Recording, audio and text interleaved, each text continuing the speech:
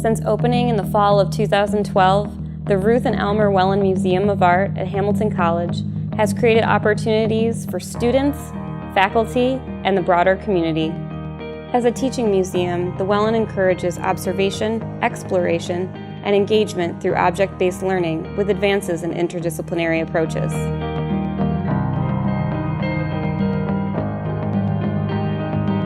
I heard from several colleagues about this new hire on the faculty and that he was terrific and that I should show these photographs to him.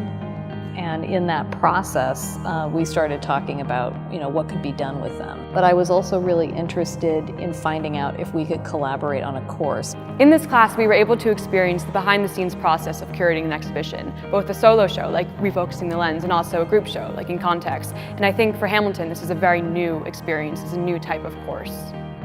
So as we started to develop the concept of the course and how it would be structured, it was very clearly several parts that we could do together.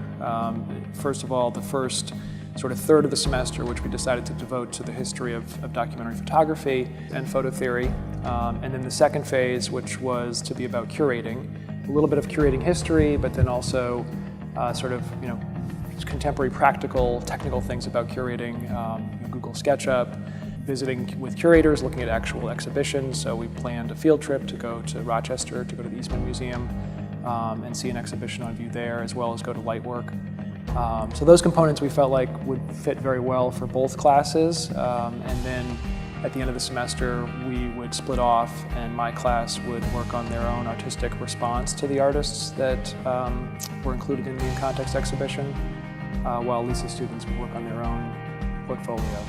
After we wrote our artist summaries, we had to individually go and record podcasts. And so in preparation for that, we had to rehearse our artist summaries and practice them and read over them to enunciate properly and have the right emphasis on the right words. And then we eventually went to ITS, scheduled appointments, and recorded the podcasts, which are now in the exhibition. This was a very wonderful and unique opportunity to work on our writing and oral communication skills.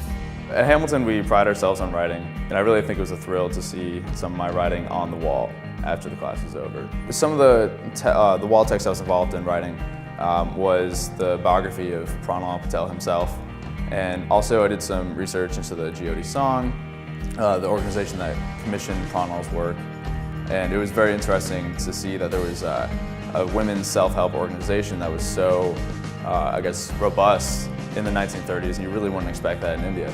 I had the wonderful opportunity to be able to work on Refocusing the Lens outside of class and actually scan all the negatives for the show, which then were edited and then sent to a printer. It was a great hands-on experience to be able to physically handle these 80-year-old negatives and to see the final product come into the museum and seeing the prints not just as a little digital file, but actually as framed images was really exciting and really rewarding all around.